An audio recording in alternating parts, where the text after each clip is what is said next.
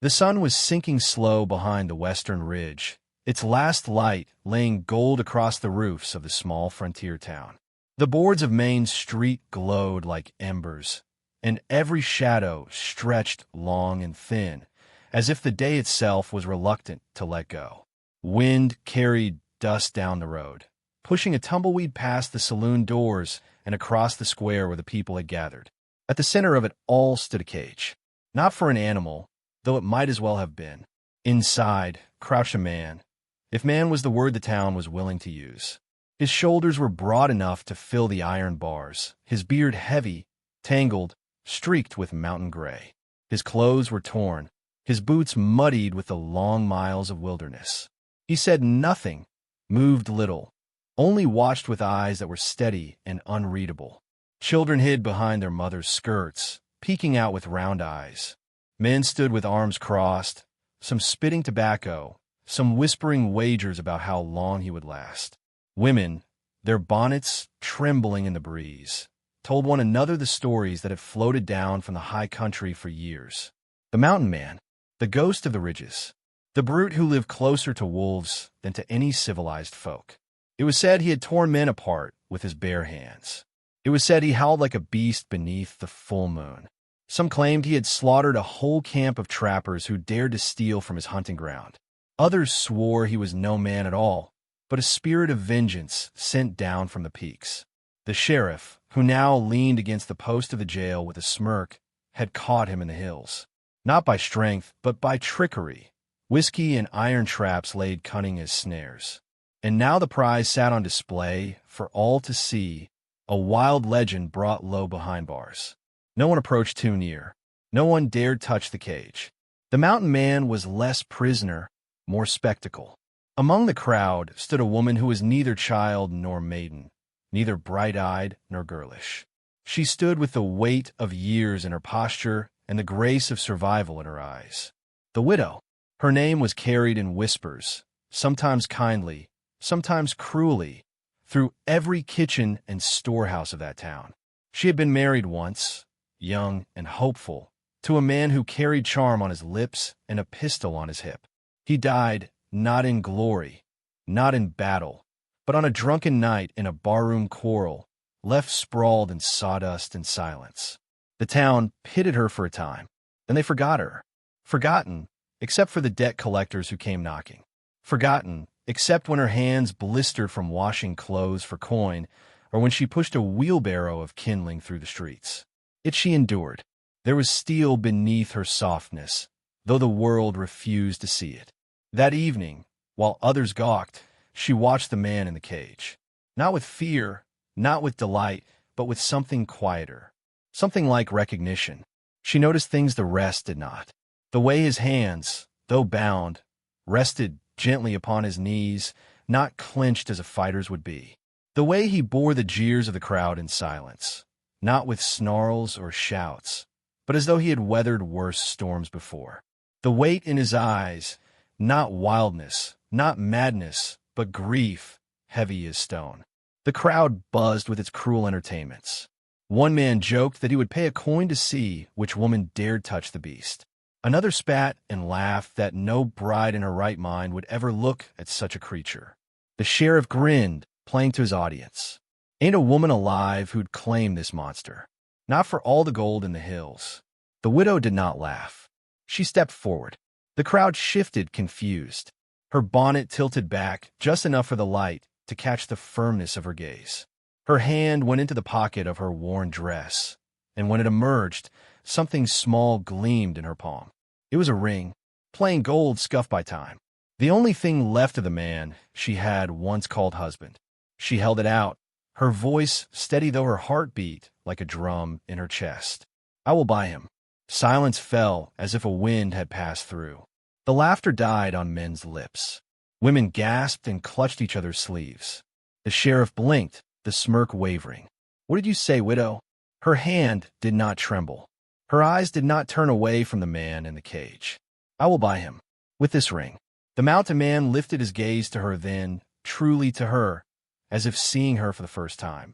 His expression did not change, but there was something, just the faintest spark, that stirred behind his eyes. The sheriff barked out a laugh, though it was uneasy. What fool notion is this?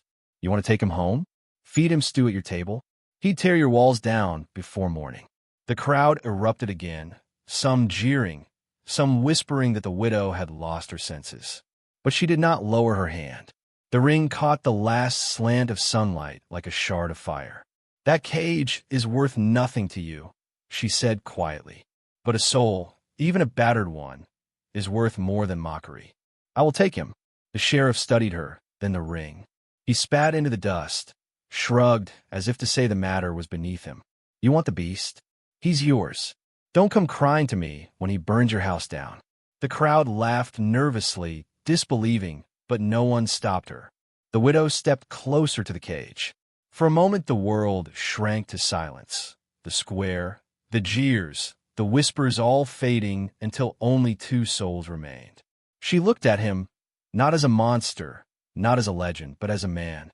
And in that breath, though no one else could see it, he bowed his head slightly. Not in submission, not in gratitude, but in something deeper, recognition of her courage. The widow slipped the ring into the sheriff's hand. The bars creaked open. Chains clattered loose. The mountain man stepped from the cage into the open air, the crowd parting like grass before a storm. And at his side, small in stature, yet vast in resolve, walked the widow, carrying nothing but her steady eyes and the memory of the ring she had given away. The cage had opened, the dust had settled, and by dawn the story had already flown across every porch and parlor in the town. The widow, they said, had lost her mind. To buy a man with a ring, not just any man, but that man, the mountain man who had lived like a wolf. By the time she led him down the narrow trail to her cabin at the town's edge, eyes peered from every window. Curtains fluttered. Children pointed and whispered. Men spat and shook their heads.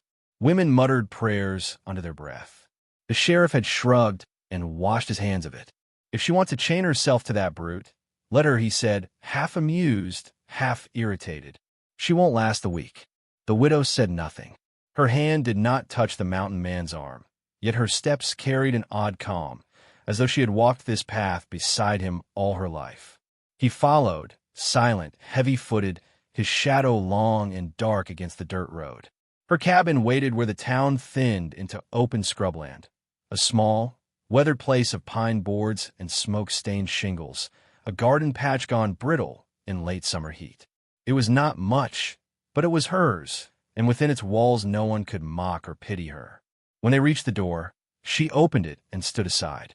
For a moment he hesitated, as if unsure whether to cross a threshold built by hands other than his own. Then, ducking slightly beneath the low frame, he entered. Inside was warmth. A fire smoldered low in the hearth. The air smelled faintly of bread gone stale and herbs drying on the rafters. A quilt lay folded across the chair. The widow's world was small, yes, but tended with care. She set a bowl on the table, filled it with stew she had stretched from beans, carrots, and a last scrap of salted pork. Her hands shook a little as she slid it toward him. He did not rush, did not snatch, did not devour. Instead, he lowered himself onto the bench, lifted the spoon with surprising gentleness, and ate slow, quiet, as though the moment were sacred. The widow sat opposite, folding her hands in her lap, watching the lines of his face flicker in firelight. She did not speak. He did not either. Only the sound of the spoon against the bowl, the hush of the fire, and the restless sigh of wind outside filled the silence.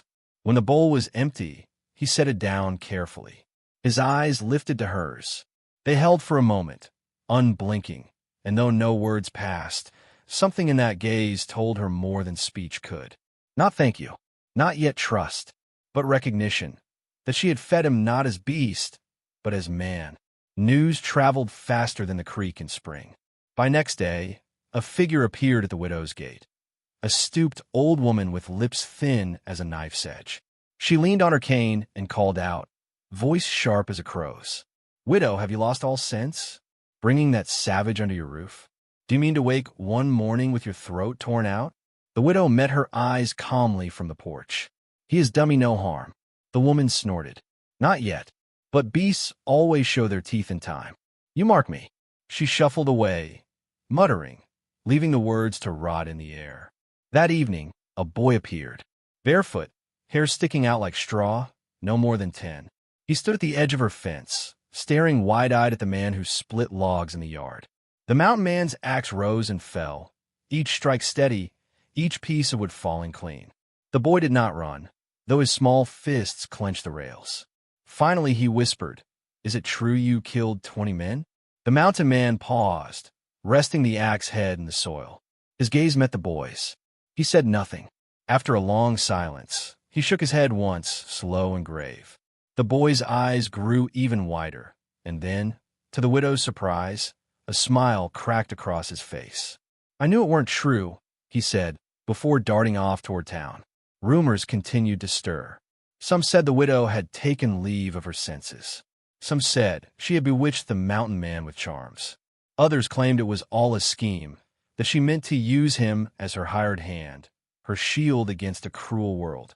But inside the cabin, life unfolded in smaller, quieter ways. The mountain man mended a hinge on her barn door without being asked. He carried buckets of water from the well, his arms moving like quiet machines. At night, he stacked firewood by the door so the chill would not creep in her bones. The widow, for her part, treated him as she would any guest. She patched his torn shirt with steady fingers, set bread to rise, and laid quilts on the floor so he would not sleep cold. It was not companionship yet, not friendship, not anything so simple. It was survival side by side, two souls who had known loss learning the rhythm of one another's silences. One night, as fire cracked low, she finally asked the question that had been pressing against her lips for days. "Why do they fear you so?" For a long moment he said nothing, staring into the flame. Then his voice rumbled low, like rocks shifting deep in the earth. "They fear what they don't know." It was the first time she had heard his voice. The sound startled her, not for its roughness, but for its restraint. It was not the growl of a beast, not the roar of a madman, but the slow, careful tone of one who had been silent too long. He turned his head, eyes catching hers. "You gave up a ring for me. Why?" Her throat tightened. The fire hissed, filling the gap where words should go. Finally she spoke, soft as a prayer. "Because no one deserves to be treated like an animal." He studied her a long moment. Then he nodded once, a slow dip of his great head, and returned his gaze to the fire. In the days that followed, the cabin took on a new rhythm. She no longer carried all burdens alone. The sound of axe on wood joined the sound of her broom sweeping. The creak of water buckets joined the simmer of her cooking pot. Yet the town did not rest. Men at the saloon muttered that the mountain man would bring ruin. One swore he had seen him sharpening a blade. Another claimed he heard wolf howls near the widow's land. The sheriff, half annoyed at the rumors, visited her porch one morning. He stood tall, adjusting his hat, his voice edged with warning. "You think you can tame him, widow? Men like that don't change. And when he snaps, it'll be you folks who pay the price. I'll be watching." She gave no answer. Behind her, the mountain man split wood, each strike even as a heartbeat, as though he had not heard. Yet she knew he had. That evening, the widow sat by her window as moonlight poured silver across the yard. She turned the bare spot on her finger where the ring had once rested. She wondered if she had been reckless, foolish. Her husband had left her with little but debts and scars of memory. The ring had been the last tether to his name, and she had given it away to purchase a stranger. Yet when she looked toward the yard, where the mountain man sat in stillness, watching the stars as though they were old companions, she felt no fear. Only the faint stir of something deeper, something nameless. Not love, not yet, but the beginning of a question that her heart had not dared to ask before. Winter's breath had not yet reached the valley, but the air grew cooler, the nights longer, and the widow's cabin took on a rhythm it had not known before. What had once been silence broken only by her own weary hands was now filled with the steady thrum of another life moving beside hers. The mountain man rose with dawn, his steps heavy but unhurried. She often found him outside, splitting wood long before she woke, the pile growing taller each day like a wall between her and hunger. He repaired her fence, mended her roof with pine planks he carried from the hills, and set traps that left rabbits hanging by mid-morning. Inside, she wove her life around his quiet help. The bread baked warmer, the quilts felt thicker, the fire burned longer. It was not that the work lessened, but that it was shared, and in that sharing lay a gentleness she had not felt since girlhood. The townsfolk, of course, would not let her peace be whole. They whispered still that he was dangerous, that he would turn on her, that she was bewitched or wicked. But the whispers seemed farther away now, muffled by the walls of the cabin and the sound of two lives slowly learning to breathe in harmony. It began in the smallest of moments. One afternoon, as she bent over the garden, she pricked her finger on a thorn. A bead of blood welled up, bright and startling against her pale skin. She hissed softly and moved to wipe it away, but before she could, a shadow fell across her hand. He was there. No words, just his great hand reaching, rough as bark yet careful as dawn, taking hers in his. With the gentlest touch, he bound the finger in a strip of cloth torn from his own sleeve. His eyes lifted once to hers, dark and deep, and in them she saw no beast, no legend, only a sorrowful man who still remembered how to care. She did not thank him aloud. He did not need her words. The silence was thanks enough. Another evening, as storm winds rattled the shutters, she found him by the fire, staring into the flames as though they carried voices only he could hear. She set a bowl of stew by his side. He did not touch it at first. His jaw tightened, his breath slow. Then, in the hush between thunderclaps, he spoke. "I once had a wife." Her hand stilled against the chair. She had not asked for his story, but it unfolded anyway, carried on the gravel of his voice. She was fair, laughed easy. We had a child, a girl. The mountains took them both. Not by choice, by raiders. Men who wanted what little we had. I was away hunting, came back to smoke, to silence. After that, his gaze dropped to the fire. After that, there was no place for me among men. The widow's throat tightened. She had known grief, but not that grief. To bury love was heavy. To return and find love stolen was heavier still. She did not reach for him, did not dare, but her eyes softened, and that was enough. He breathed deep, steadying. They say I killed men with my hands. Some of it's true. I fought those who came for me, but it was not rage alone. It was the only way I knew to keep their ghosts close, to keep from forgetting. Silence stretched between them, heavy but not unbearable. Then she spoke, her voice low, the fire painting her face in amber. "You are not the monster they claim." He looked at her then, and for the first time since she had known him, the corners of his mouth lifted, not quite a smile, but the memory of one. From that night on, something changed. It was not sudden. It was not bold. It was the slow unfolding of trust, like buds opening beneath a cautious spring. They laughed once, truly laughed, when she dropped a loaf of bread and it rolled into the ashes. She cursed under her breath, cheeks flushed, but he simply picked it up, brushed it off, and said, "I prefer it that way." His tone was so dry, so unexpected, that she laughed until her ribs ached. His own deep chuckle followed, rare as a mountain stream. She began to leave 2 mugs by the fire instead of 1. He began to speak in fragments, small glimpses into his thoughts. The way the ridge looked at dawn, the tracks of deer in the snow, the smell of rain and pine needles. She shared stories of her girlhood, of her husband's clumsy courtship, of the long, lonely years that had followed his death. They did not name what grew between them. It was not yet love, not yet even hope, but it was companionship, rare, unexpected, quietly precious. Still, the outside world pressed against their walls. At the saloon, men muttered. One swore he'd seen the mountain man sharpening a blade. Another claimed he'd spotted wolf pelts drying by the cabin, proof he lived closer to beasts than men. The sheriff, weary of whispers, rode out to the widow's home. He found a mountain man splitting logs, axe rising and falling like the rhythm of his heart. The sheriff spat into the dirt. "You keep him busy, widow, but busy don't change blood. When he turns, don't come crying to me.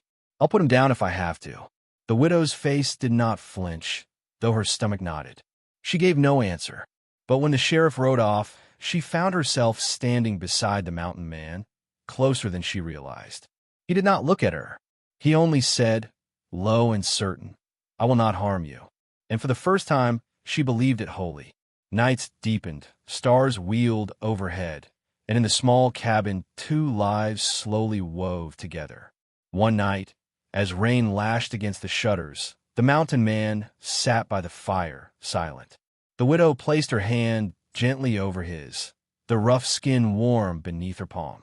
He did not pull away. He did not speak. But after a long breath, he whispered, almost to himself, "I have not felt peace in many years until here." Her throat caught, and though she did not answer in words, her hand remained on his. It was enough, more than enough. The bond had begun to bloom, fragile but unbreakable, and though the town sharpened its suspicions, though whispers grew into plans, inside that cabin 2 broken souls had found the first hints of wholeness. And so the storm gathered, unseen but certain, waiting for the moment it would break. The piece they had stitched together could not remain hidden forever. Whispers became mutterings, mutterings became plans, and soon the air in town grew thick with suspicion. The mountain man's presence was like a splinter in their pride, not for what he had done, but for what he represented. A man they could not tame, a legend they could not cage, now walking freely beneath the widow's roof. The saloon burned with talk. He's biding his time. She'll be dead by winter. If the sheriff won't act, then we will. And so the storm gathered. It came on a night when the wind roared low through the cottonwoods, rattling the shutters like bones. The widow and the mountain man sat by the hearth, the flames painting their faces in copper light. Neither spoke much, but their silence was companionable, warm, the silence of two lives no longer alone. Then the dogs barked. Boots pounded the earth. A glow of torches bloomed through the window. The widow rose, heart quickening. Outside, voices shouted, harsh with fear and drink. Men crowded at her gate. Farmers, merchants, ranch hands, all stirred into courage by numbers and fire. The sheriff stood among them, hat low, his face unreadable. "Widow," one man bellowed, "bring him out. We'll have no beast living among decent folk." The mountain man stood slowly, towering in the flicker of lamplight. His jaw clenched, but his hands remained empty. He glanced at her once, and in that look she read the battle inside him. Fight or surrender. She stepped forward before he could move. Her skirts brushed the floor, her hair loose around her face as she opened the cabin door. The night air rushed in, cold, heavy with smoke and anger. She stood in the doorway, small against the sea of men and their fire. "He has harmed no one," she said, her voice steady though her chest trembled. "He has worked these weeks in peace. He has done more good than many of you who call yourselves civilized." The men jeered. A rock struck the fence, splintering wood. The sheriff raised a hand, but his hesitation was plain. The mountain man stepped beside her into the torchlight. His shadow swallowed hers, his presence vast. He could have roared, could have lunged, could have torn them down like saplings. Instead, he lifted his hands, empty, open, and said, voice low but clear, "If you want me, take me. But leave her be." The crowd shifted, surprised by the calm, by the sacrifice. For a moment, the torches wavered. Then the widow's voice cut through, sharper than flame. "No." She stepped in front of him, arms spread as though her thin frame could shield the giant behind her. Her eyes burned with a fire the torches could not match. "If you take him, you take me too. He is no beast. He is no monster. He is a man, and I will not let you break him again." Silence spread like ripples across a pond. Faces faltered. A few lowered their torches.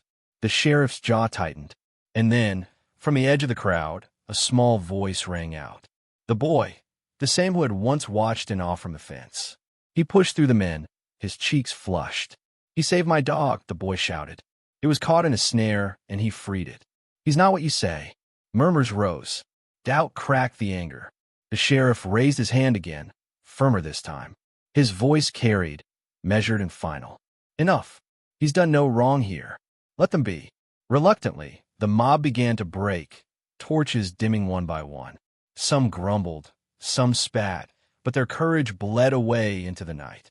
The sheriff lingered a moment longer, eyes meeting the widow's. There was no warmth there, but there was respect. He tipped his hat and turned away. At last, the yard was quiet again. The smoke of extinguished torches drifted into the sky. Inside the cabin, the widow closed the door and leaned against it, breath shuddering. The mountain man stood still as stone, staring at her with a look she had never seen before. Slowly, he stepped forward. His great hand rose, not to claim, not to command, but to hold something unseen between them. His voice was rough, breaking like gravel in the river. You gave up your last treasure for me, a ring that tied you to the life you lost. I have nothing to give in return, nothing but this vow. As long as I draw breath, I will guard you. I will stand between you and the world's cruelty, just as you stood between me and their fire. The widow's eyes brimmed with tears, though she did not weep. She smiled faintly, the first true smile in years, born not of pity or defiance, but of being seen, wholly seen. I did not lose that ring, she whispered. I traded it for something greater. The mountain man bowed his head, as though receiving a gift too weighty for his hands. In the silence that followed, their souls seemed to lean into one another, not rushing, not burning, but steady as the mountains themselves. Time would carry many stories through that town. Some would say the widow tamed a beast, others that the beast saved a widow. But those who passed close enough to the cabin, those who heard the steady ring of axe and hammer, the laughter soft as autumn wind, the sound of two lives moving together, they knew the truth. It was not taming. It was not saving. It was simply kindness and the quiet strength of two broken hearts that had found each other in the dust. And so the tale rests here, friend. The widow without her ring, the mountain man without his cage. Two souls scarred by grief, finding not perfection, but peace. Sometimes the world fears what it does not understand. But kindness, even the smallest act of it, can tame the fiercest storms. If this story has stirred your heart, if it has reminded you of the power of quiet courage and the healing of simple kindness, then linger a while. Leave a word below. Tell me from where you're listening tonight, by firelight, by candle, or by the glow of a lonely road. And if you'd like to hear more tales of the Wild West, not of guns and gold alone, but of souls weathered and redeemed, then stay with me. Like, share, and subscribe, so these old stories may keep breathing in new hearts.